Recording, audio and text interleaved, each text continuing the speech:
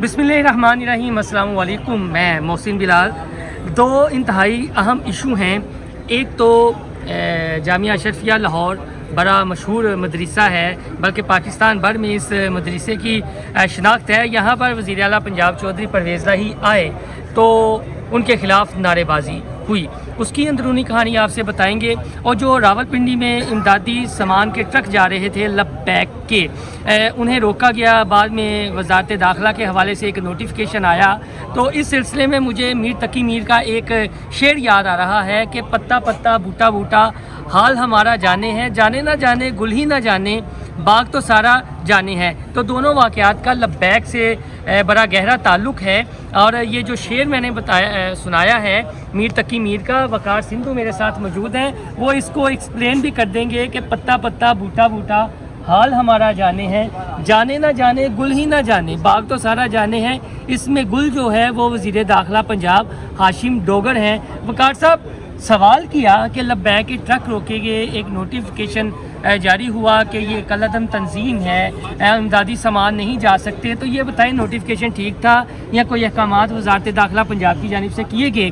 तो उन्होंने कहा मुझे पता ही नहीं है। ये कैसे वज़ीर दाखिला है? अगर वज़ीर दाखिला के बयान को देखें तो फिर उनको होश के नाखून लेने चाहिए और उनको अपनी वजारत पे ध्यान ज़्यादा देना चाहिए, बजाय कि ट्विटर पे और इधर उधर सोशल मीडिया पे अपनी वीडियोस बना के अपने व्यूज़ में इजाफा करने की कोशिश करने के अलावा उनको ये देखना होगा कि ये जो नोटिफिकेशन जारी हो गया है, जिस पर उनसे सवाल भी हुआ और आपने भी ये सवाल किया कि ये नोटिफिकेशन क्यों हो गया और किसने किया, वो कहते मुझे पता ही नहीं है, मैं तो आज सारा दिन कोट लखपत जेल में था। हालांकि ये नोटिफिकेशन हुए 2 दिन से ज़ायद का वक्त गुजर चुका है और ट्रकों का मामला जो पिंडी में रोके गए उसको भी 2 दिन हो गए। तो अगर वज़ीर दाखिला इस सारे मामले और इतने हसास थे इन मामले, और ये मामला सियासत का नहीं है, ये मामला इंसानी ज़िंदगी का है, इंसान की बका का है और उन लोगों का है जो छत से महरूम है, जो खुराक से महरूम है, जो कपड़ों से महरूम है।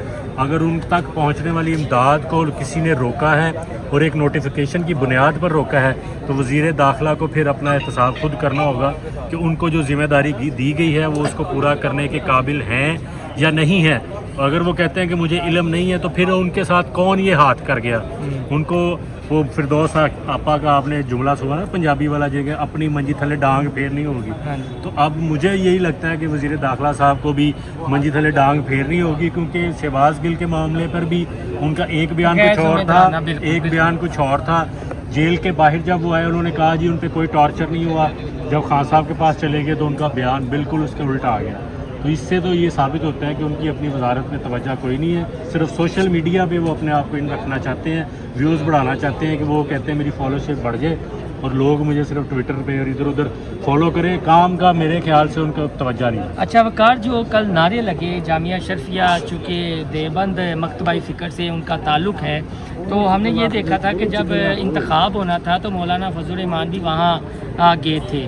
तो बड़ा मशहूर मदरसा है जामिया अशरफिया।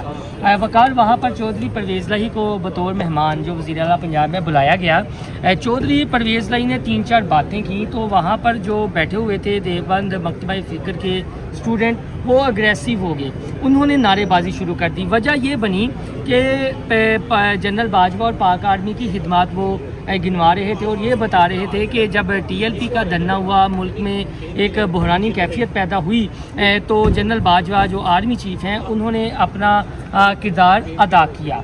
उसके फौरी बाद आगे जी कि जब मौलाना फजल रहमान ने इस हुकूमत को हटाने के लिए इस्लामाबाद में अपना पहला धरना दिया था, आप भी यानी शायद हैं, ये अकेले गए थे मौलाना फजल रहमान और एक गमला भी नहीं टूटा था, तो उसका क्रेडिट भी जनरल बाजवा को जाता है। उन्होंने वो उस सिचुएशन से निपटे थे। जबकि चौधरी बरादरान ये कहते रहे कि मौलाना फजल रहमान की हमारे पास 2 अमानतें भी हैं। उससे ये तासुर उभरा कि ये मौलाना फजल रहमान को परवेज़ इलाही डिग्रेड कर रहे हैं। उसके साथ ही परवेज़ इलाही ने वहाँ पर कल्टी खाई और इमरान खान की तारीफ़ें करना शुरू कर दी। तो वहाँ पर फिर नारे लगना शुरू हो गए, जो इमरान खान का यार है वो गद्दार है, वो गद्दार है। तो परवेज़ इलाही को ये 2 जमातों को, यानी अगर बात की जाए लबैक की, तो बरेलवी मकतबा फ़िक्र ज़्यादा है, मौलाना फजल रहमान देवबंद मकतबा फ़िक्र। तो खुद ये इनके बेटे आप देखते हैं कि मौलाना तारक जमील और दीगर तबलीगी जमात से ज़्यादा इनकी उनसियत है। جو ان کے دستے راز ہیں حافظ عمار یاسر. تو اس چیز کو آپ کس طرح لے رہے ہیں ایز اے جرنلسٹ کہ یہ بحثیں چھیڑنی چاہیے؟ ایک کو آپ ہیرو بنا دیتے ہیں، ایک کو زیرو بنا دیتے ہیں، جب ریئیکشن آتا ہے تو آپ کہتے ہیں ہم تو معصوم ہیں. محسن مجھے اب یہ تو نہیں میں کلیئرلی، کیونکہ میں نے ان کا بیان ایسا سنا نہیں تھا، کیونکہ میں تھوڑا مصروف تھا رات، تو اس مصروفیت میں نے وہ پراپر نہیں سنا. لیکن مجھے یہ بھی نہیں پتا کہ ان کا جامعہ اشرفیہ جانے کا مقصد کیا تھا. اگر تو مقصد ان کا پیورلی وہاں پر جو موجود طلباء تھے، جو وہاں پہ لوگ تعلیم حاصل کر رہے تھے، ان کی کوئی رہنمائی کرنا، ان کو جمہوری نظام سے آگاہی دینا اور بتانا ہمارے ملک میں سیاست کیسے ہوتی ہے، اور اگر کیونکہ ان کا بھی حق ہے نا، وہ مدرسے میں پڑھنے والے جو لوگ ہیں ان کا بھی حق ہے کہ وہ پڑھ لکھ کر اگر کوئی سیاست میں آنا چاہتا ہے یا ایوان میں آ کے نمائندگی کرنا چاہتا ہے اپنے علاقے کی، تو ان کو پتہ ہونا چاہیے سیاست کیسی ہے. اور اگر سیاست آپ نے کی ہے تو اس میں پھر آپ کو وہ بات کرنی چاہیے جو متنازع نہیں ہونی چاہیے. ٹھیک ہے. اب میرا ذاتی خیال ہے کہ چودھری پرویز الہی صاحب، ان کے جو ترجمان فیاض چوہان صاحب بھی ہیں، وہ کہتے ہیں کہ وہ پاکستان کے سب سے سینئر ترین اور تمام بڑے عہدوں پر رہنے والے سیاسی رہنما ہیں. اتنے سینئر اور سیاسی عہدوں پر رہنے والے رہنما سے متعلق میرا ذاتی یہ خیال ہے کہ یہ نا وکٹ کے دونوں طرف کھیل رہے ہیں. یہ چاہتے ہیں کہ پنجاب میں حکومت چاہے مسلم لیگ نون کی ہو یا پاکستان تحریک انصاف کی ہو، وکٹ کا جو کپتان ہے وہ پنجاب کا چودھری پرویز الہی ہی رہے. اس لیے یہ کہتے ہیں کہ وہ ادھر بھی خوش کر لیں ادھر بھی خوش کر لیں. ایک پل میں تولا اور پل میں ماشا والی جو مثال ہے وہ میرے خیال سے چودھری پرویز الہی صاحب پر بالکل فٹ بیٹھتی ہے. انہوں نے اپنی جو سیاست اور جو زیرک سیاستدان ہونے کا ان کے اوپر ایک بہت بڑا لوگوں کا خیال تھا کہ زیرک سیاستدان ہے، مجھے لگتا ہے کہ وہ کافی اس کو نقصان پہنچا ہے حالیہ چند ماہ کے اندر. اچھا یہ بتائیے گا، یہ جو ٹرک روکیں گے لبیک کے، اور جو وزیر داخلہ پنجاب ہاشم ڈوگر کا بیان ہے، کل کو کوئی تنازع اللہ نہ کرے کھڑا ہوتا ہے اس معاملے پر، لبیک کہیں پھر دھرنا دے کے بیٹھ جاتی ہے. ابھی تو وہ انہوں نے تمام سیاسی سرگرمیاں منسوخ کی ہوئی ہیں، سیلاب زدگان پر ان کا فوکس ہے، ان کی ریہیبلیٹیشن کر رہے ہیں، ہاسپٹل وہاں پر ایک قائم کر رہے ہیں، پھر صاف پانی کے پروجیکٹس بھی ہیں، پھر ہو سکتا ہے ان کے لیے کچھ گھر وغیرہ بھی لبیک وہاں پر بنائے جہاں جہاں سیلاب آیا ہے ان متاثرین کی داد رسی کے لیے.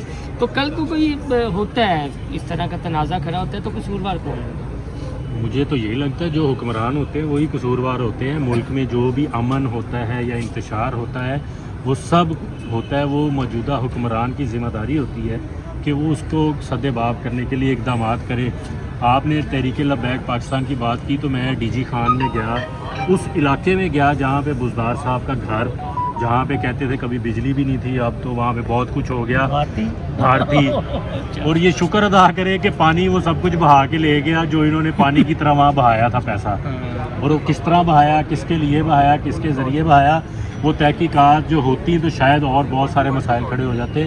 وہاں پہ ہمیں تحریک لبیک کے لوگ نظر آئے، لیکن بزدار صاحب جو خود وہاں پہ موجود تھے ان کو پتہ ہے پورے لاہور سے میڈیا کے نمائندے باقاعدہ سرکاری پروٹوکول میں لے کے گئے، ڈی جی پی آر والے گئے، سیکٹری انفارمیشن ہمارے ساتھ گئے، باقی کمشنر ڈی سی سب موجود تھے، لیکن بزدار صاحب وہاں موجود نہیں تھے. وقار بہت شکریہ. یہ جو ڈی جی خان والا وقار نے بات کی ہے، مجھے اور ایک ہمارے دوست ہیں علی رامے، وقار بھائی کے بھی اچھے دوست ہیں. 1 سال پہلے وہاں پر ہمیں رپورٹنگ کرنے کا اتفاق ہوا تھا، کچھ رپورٹس وغیرہ ہم نے بنائی تھی. وہ بہت دور علاقہ ہے، قبائلی پٹی ہے وہ، اور وہاں پر یقیناً پیسہ جو ہے وہ پانی کی طرح بہایا گیا تھا. یہ ایک ویڈیو کا الگ موضوع ہے، اور وقار اور علی رامے کے ساتھ میں کوشش کروں گا کہ اس موضوع پر ایک الگ ویڈیو بنائیں تاکہ آپ کو بتایا جائے کہ جنوبی پنجاب کے لوگوں کے ساتھ کیا ظلم ہوا ہے. جہاں تک لبیک کے حوالے سے وقار نے بات کی ہے یا پرویز لائی کے حوالے سے ہم نے آپ کے ساتھ 2 واقعات شیئر کیے ہیں، یہ وہ چیزیں ہیں جو ہمارے معاشرے میں اب ہو رہی ہیں. اب ایک پنجاب کا وزیر داخلہ، یعنی اتنا بڑا صوبہ، 12 کروڑ عوام کا صوبہ، اس کا وزیر داخلہ اگر اس چیز سے لا علم ہے تو پھر آپ دیکھ لیں حکومتی ترجیحات کیا ہوں گی. اور کل کو کوئی بات ہوتی ہے تو پھر یہ کہیں گے کہ مذہبی لوگ جو ہیں وہ سامنے آ جاتے ہیں، حالانکہ یہ حکومت وقت کی ذمہ داری ہوتی ہے اس طرح کے معاملات کو کول ڈاؤن رکھنے کی. آپ کو ہماری یہ ویڈیو پسند آئے تو ہمارا چینل انسائیڈ اسٹوری سبسکرائب کرنا نہ بھولیے گا. اللہ حافظ.